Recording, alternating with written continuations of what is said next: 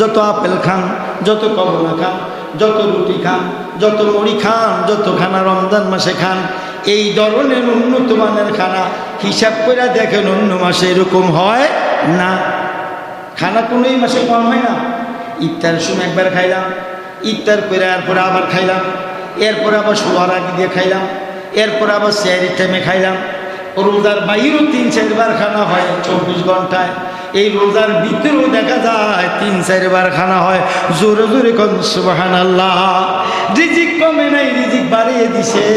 আর রিজিক বাড়াইবার একটা রাস্তা হলো, এক রোজাদার আরেক রোজাদারকে দাওয়াত করবে, এক ইমানদার আরেক ইমানদারকে দাওয়াত করবে, নিজের জীবন ধন্য করবে।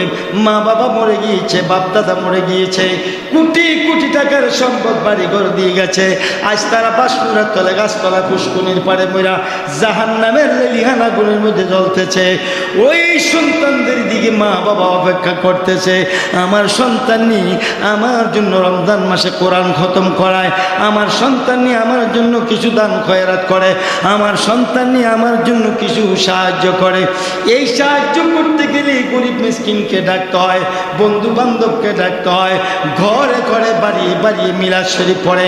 মিলাদ শরীফের ব্যাপারে আসছে, যেই বাড়ি ঘরের মধ্যে যে স্থানের মধ্যে মিলাদ শরীফ পড়া হবে, দুরূদ শরীফ পড়া হবে, যে স্থানে কিয়ামে মুস্তাফা, মিলাদে মুস্তাফা, ইশকে রাসূলুল্লাহ, হুব্বে রাসূলুল্লাহ করা হবে, আমল করা হবে, ওই বাড়ি ঘরে ওই স্থানের মধ্যে পুরা 1 বছর আল্লাহর রহমত